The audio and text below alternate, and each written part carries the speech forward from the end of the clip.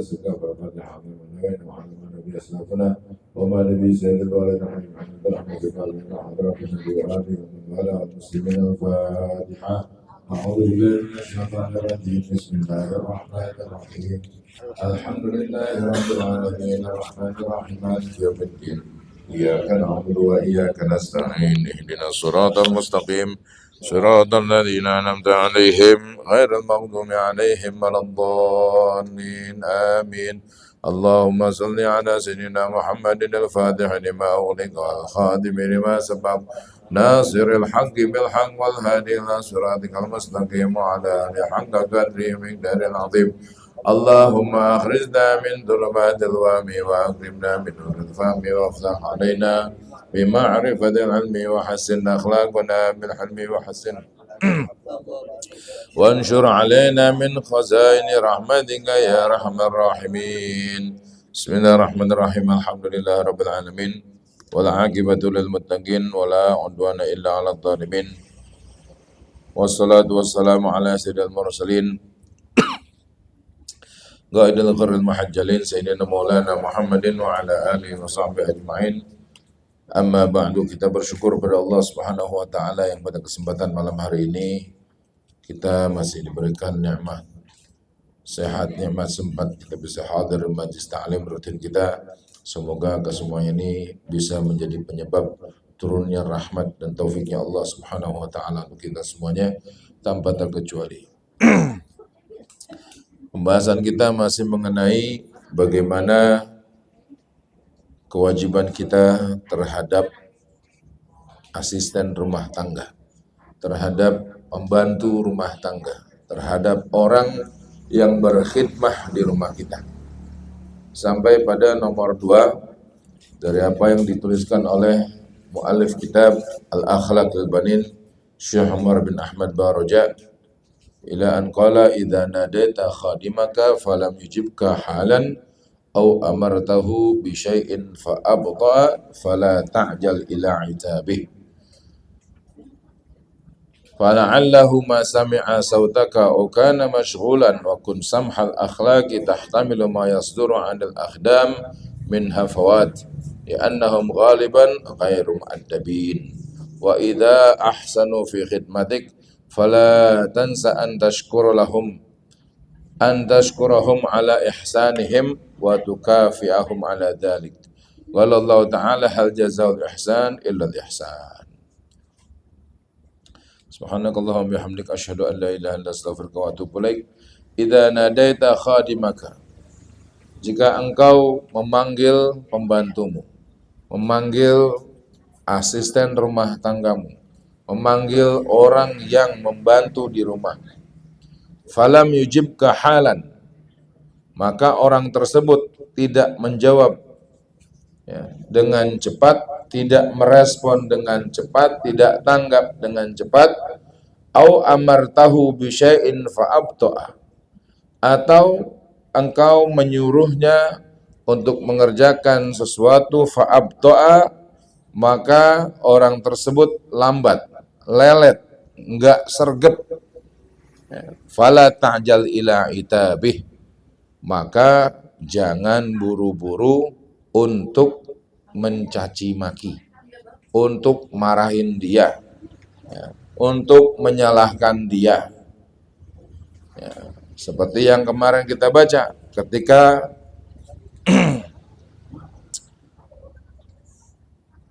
ada seorang laki-laki bertanya kepada baginda Nabi SAW, kan na'fu 'anil khadim, berapa kali kita harus memaafkan khadim? Ya Rasulullah, berapa kali saya harus memaafkan pembantu? Kata Nabi, u'fu anhu fi kulli yaumin sab'ina marrah. Maafkan pembantu tersebut dalam sehari 70 kali. Bisa dibayangkan bagaimana Rasulullah terhadap orang-orang yang ada di dalamnya.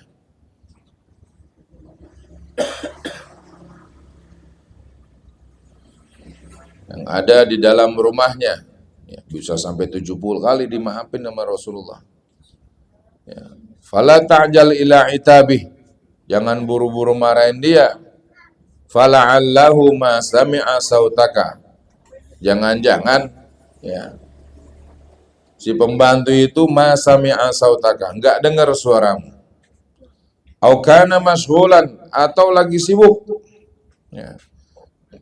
Dia lagi nyuci, disuruh belanja, lagi belanja ditelepon, disuruh nyetrika. Ya, belum selesai ini udah disuruh lagi yang lain. Ya.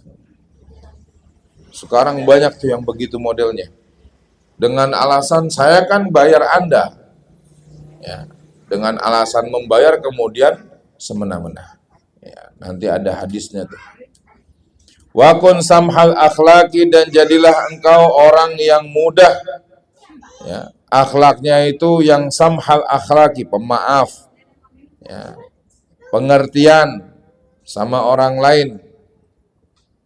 Tahtamilu ma yasduru anil akhdami min hafawat. Ya, yang namanya pembantu itu punya keliru, punya kesalahan, punya apalagi namanya kekurangan, ya itu namanya pembantu. Kalau enggak ya jadi ente, jadi majikan, dia juga jadi bos, ya begitu. Bisa jadi yang ada pada seorang pembantu tadi, ya mereka punya kesalahan yang enggak terlatih, begitu. Li'annahum ghaliban ghairu mu'addabin.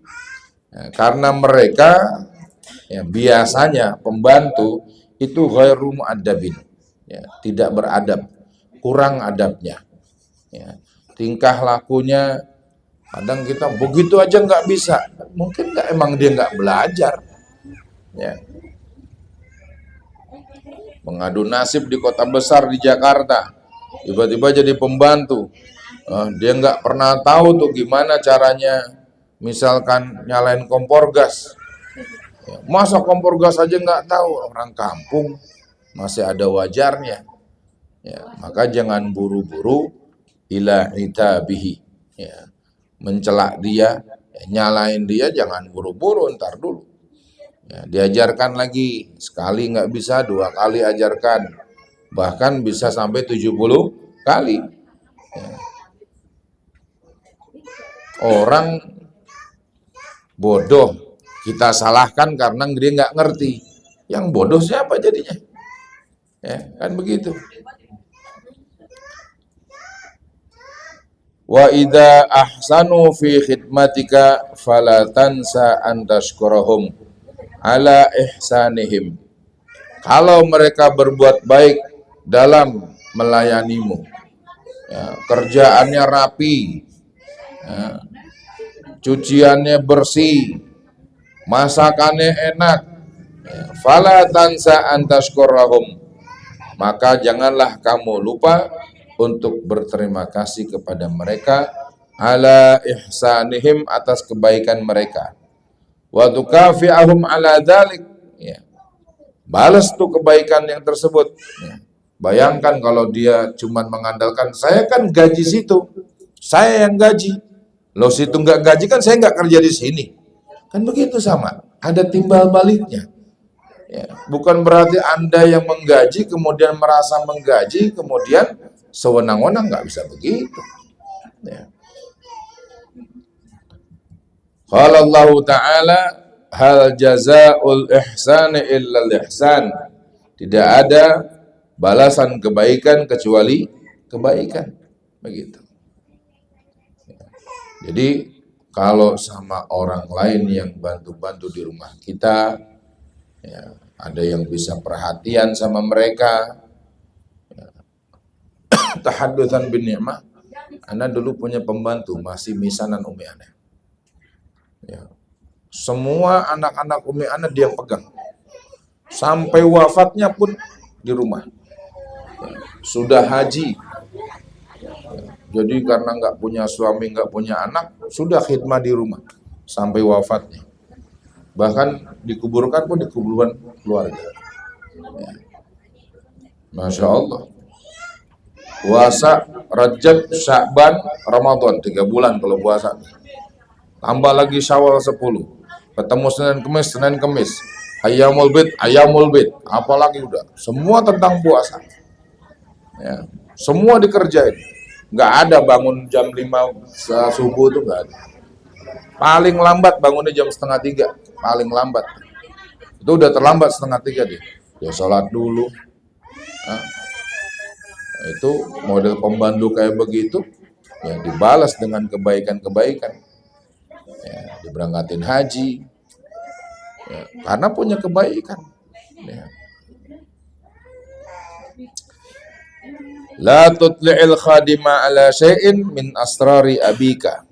Kalau kita punya pembantu, jangan mengungkapkan kepada pembantu atas segala sesuatu, ya, yang menjadi rahasia daripada ayahmu. Ya, kan ada juga batasannya sama pembantu.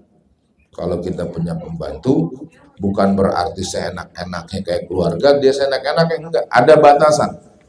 Ya, enggak semua harus diceritakan kepada pembantu. Kaila tatashawwafa nafsuhu ila sariqah. Ya, supaya dia tidak menghasratkan dirinya untuk mencuri. Oh, di sini ada ini, di sini ada ini, di sini ada ini. Ya, seperti itu. Wala ta'tabin alaihi fi kulli hal, dan janganlah berpegang atas dia, ya, bersandar kepada dia fi kulli hal, dalam segala keadaan. Makan harus pembantu, nyuci harus pembantu, nyapu harus pembantu, minta tolong itu pembantu. Enggak seperti itu. Ya. Dulu aneh punya pembantu di rumah tuh, ingat betul. Karena abah aneh jualan plastiknya tinggi, numpuk tuh karung-karungan. Ada sepeda kita, karena di situ mau diisi, sepeda taruh di atas. Beberapa waktu yang lalu kita ngambil sendiri. Karena licin jatuh, ketiban. Itu satu karung tuh sekitar 50 sampai 60 kilo. Nah itu runtuh semuanya, kita ketiban. Kita nggak ngomong, diem-diem aja udah. Daripada diomelin lagi sama orang tua ntar. Orang tua kita kan begitu. Kita salah diomelin. Ya. Apalagi kita bener diomelin, salah diomelin, ntarnya nggak ada yang inian, ya, nggak ada yang menang kita. Udah dah, sakit-sakit kita tahan-tahan. Besokannya minta tolong sama pembantu, minta tolong turunin dong itu sepeda, ya kan, pintunya sebelah situ, sekalian keluarin. Pas ngeluarin, bapak kita nyampe dari masjid Zuhur tuh, balikin ke atas. Suruh ngambil sendiri. Kata abah aneh bayar dia bukan ngurusin sepeda ente. Sampai segitunya coba. Karena nggak mau zalim sama orang lain. Ya, taruh lagi sepeda atas, nggak jadi kita main sepeda. Trauma kita naik, ketibanan lagi, karung plastik. Ya, bukan nggak mau ngambil, karena udah pernah naik jatuh. Udah jatuh ketibanan karung-karung plastik. Begitu.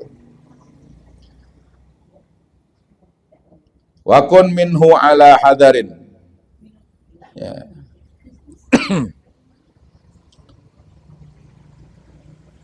Wala tajlis ma'ahu lil mizah. Ya. Jadi kalaupun sama dia harus ada kehati-hatiannya, ada waspadanya, enggak los meter apa aja boleh, enggak. Ya. Begitu. Wala tajlis ma'ahu lil mizah, dan janganlah duduk dengan mereka untuk bercanda. Nantinya apa? Nantinya wal kalamil farik, ya, ngobrol-ngobrol kosong sama mereka, hatta la ta'khudha min tab'ihi, ya, sehingga kamu tidak mengambil tabiat mereka. Orang kalau ngobrol sama pembantu nanti levelnya dia jadi pembantu, ya, biasa-biasa aja di mata pembantunya, ya. Wala yasqutu qadruka indahu, ya. Mana tadi itu? Hatta la ta'khudha min tab'ihi wala yasqutu qadruka indahu wala yatajarra 'alaika. Ya, jangan sampai nanti ente nggak punya harga diri, akhirnya dia nunjak gitu. Ya, karena bercanda sama pembantu, makan nama pembantu. Ya, apa istilahnya? Ini kan sama-sama manusia, ada tempatnya yang begitu. Ya. Kalau tuh pembantunya sudah dididik dengan betul, ya, sampai dia punya adab, dia ngerti, baru. Ya. Wa yusi al adaba ilaika. Ya. Dia enggak menunjak dan yusi al adaba ilaika. Dia enggak beradab sama engkau nantinya. Tapi juga ada batasan, wa iyyaka an tadlimal khadim. Hati-hati, janganlah kalian zalim terhadap para pembantu. Bi an tukallifahu syughlan fawqa taqatihi. Jangan sampai ya, memberikan pekerjaan di atas kemampuan mereka. Ya, pagi udah nyuci, suruh ngepel, belum sempat sarapan nih sampai zuhur ke pasar, balik zuhur udah makan siang nggak sempat makan lagi. Ada pernah tuh punya kawan sampai lagi naik mobil kita jalan ditelepon sama pembantunya dikira meninggal, pingsan 3 hari belum makan. Serumah gede isinya banyak orang, pembantu ini baru juga ngambil piring, belum sempat ngambil nyendok nasi, ya, dipanggil sama yang ini suruh beli itu, jalan balik lagi ngambil nasi baru nyentong lagi, ya, suruh lagi pergi. Akhirnya kata dia pas itu pembantu, kenapa begitu? Jangan-jangan nih pembantu pingsan. Emang asam lambungnya naik 3 hari belum makan. Yang ini nyuruh, selesai ini baru juga rebahan. Sampai dia bela-belain tidur di kolong mobil supaya nggak kelihatan. Ya. Saking capeknya. Ya. Ada kerjanya. Waktunya suruh istirahat. Ya. Itu. Jangan memberikan pekerjaan di atas kemampuan mereka. Aula tu'tiyahu ajrahu. Ya. Atau berbuat zalim juga dengan cara apa? Tidak memberikan gajinya. Au tumatilahu fihi. Atau mundur-mundurin gajinya.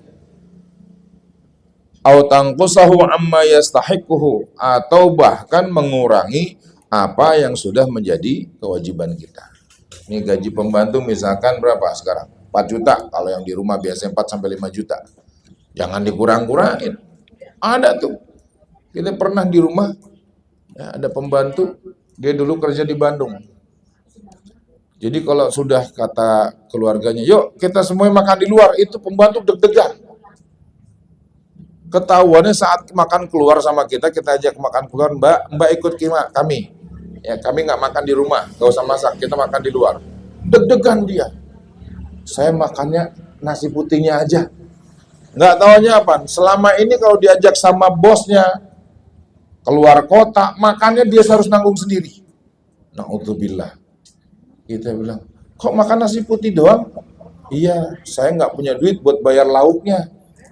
Coba sampai segitu. Ya, ada orang kayak gitu.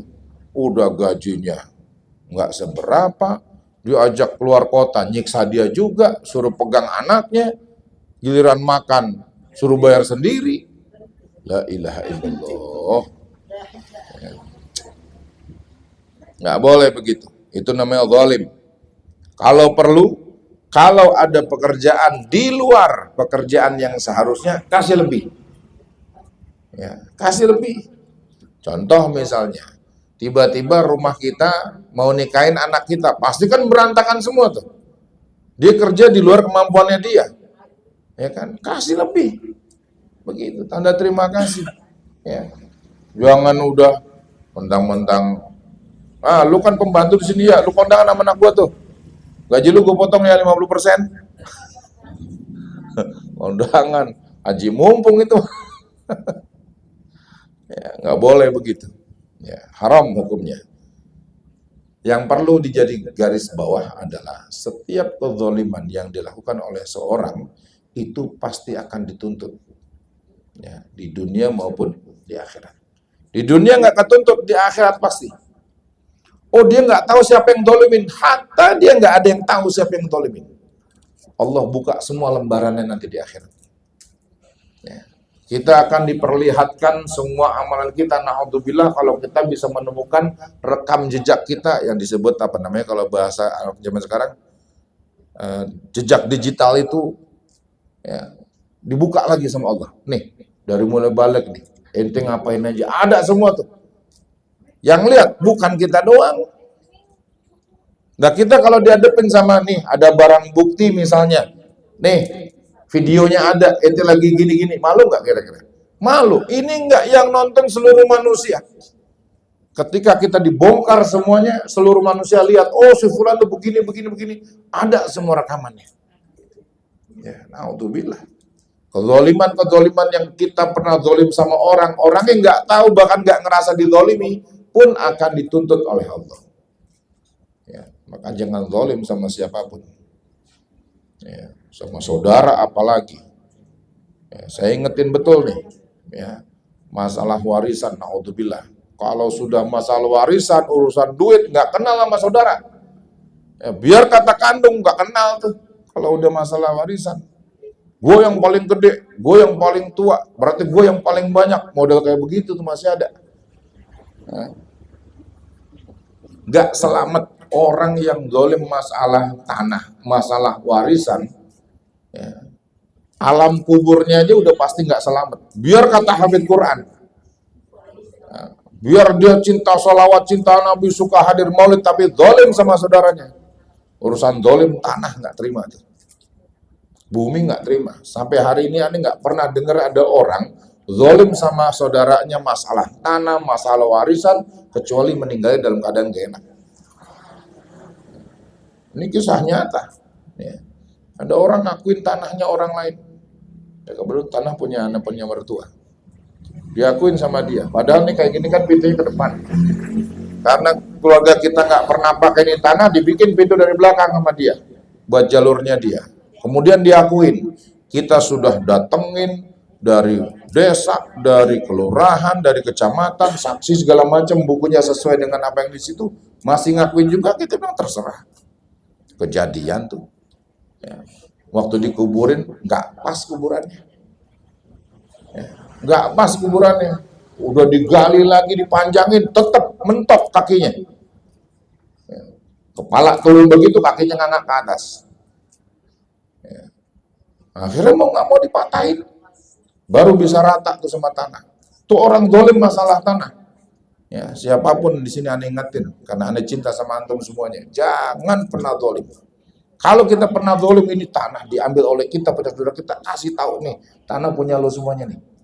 Ya dulu gue ngambil zalim, minta maaf. Nah, sebelum meninggal minta maaf nih, ambil. Ayo mau dijual, jual, bagi sana. Kenapa? Nanti di akhiratnya nggak enak. Ya. Betul memang Nabi bilang kullu ummati yadkhulul jannah, semua umatku masuk surga. Entar dulu, nggak sampai segitu hadisnya, illa man aba, kecuali orang yang ogah masuk surga. Diajak jangan zalim, dia zalim, artinya nggak mau diajak masuk surga. Ya. Tuh, kalau udah masalah zalim, naudzubillah, jangan sampai nanti di akhirat dituntut sama Allah. Semuanya nggak ada yang nggak pasti dituntut. Ya. Kita itu di akhirat cuma bawa dua, antara amal baik sama amal buruk, antara pahala dengan dosa. Ya. Kalau sudah zalim, kemudian diminta sama Allah untuk membayar kezalimannya, yang diambil apa? Ya. Semua pahalanya diambil buat orang yang dizalimi. Habis, tersisa tinggal dosanya. Cukup sampai segitu, ditimbang dulu.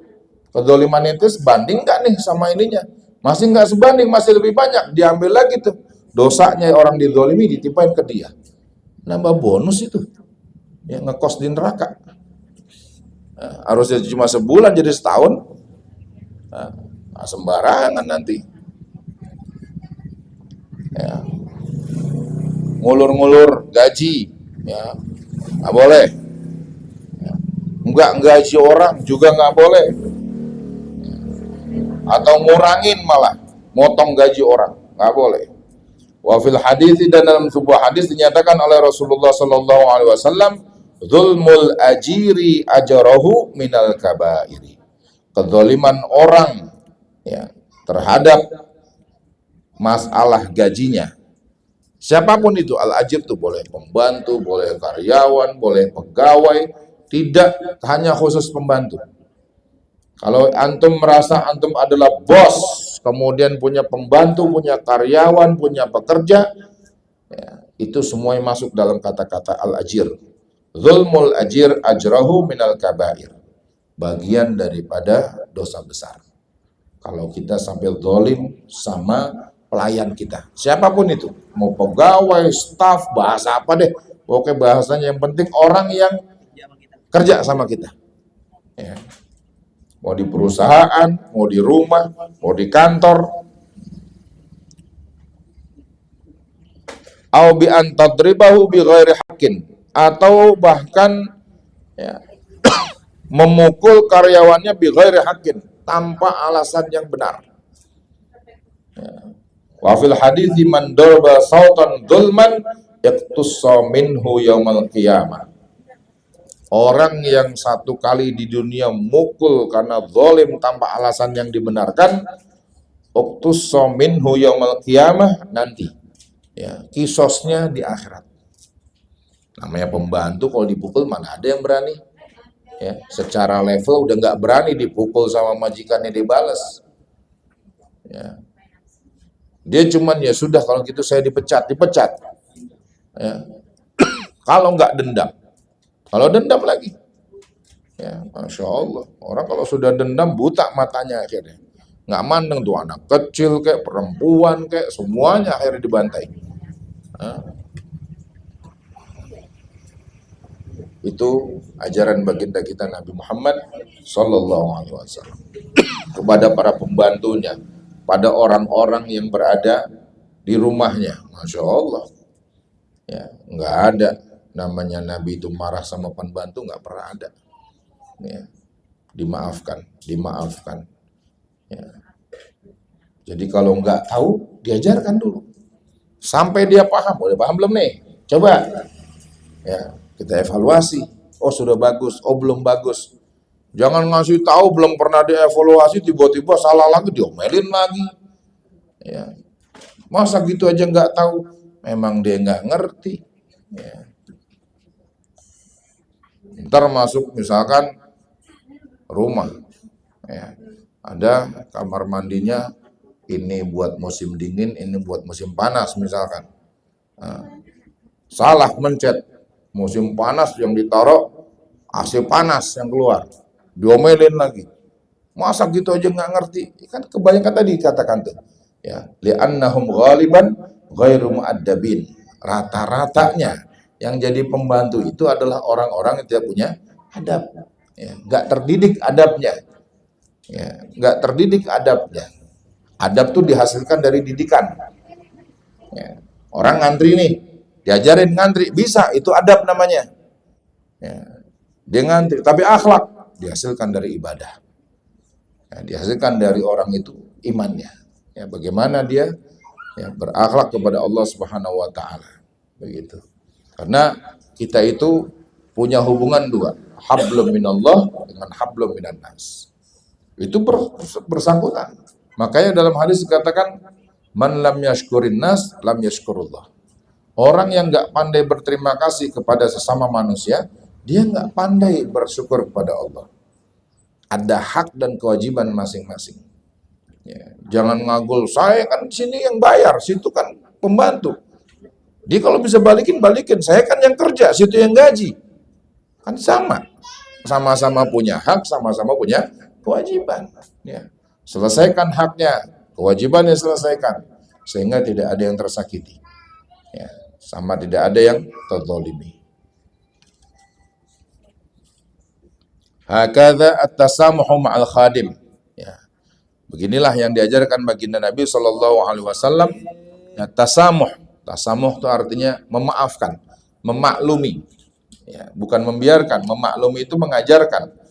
Karena Rasulullah Sallallahu Alaihi Wasallam manahara khadiman qattun. Ya. Nabi Rasulullah Sallallahu Alaihi Wasallam manahara khadiman qattun. Gak pernah yang namanya Nabi itu ya marahin pembantunya. Qala Anasun radhiyallahu anhu.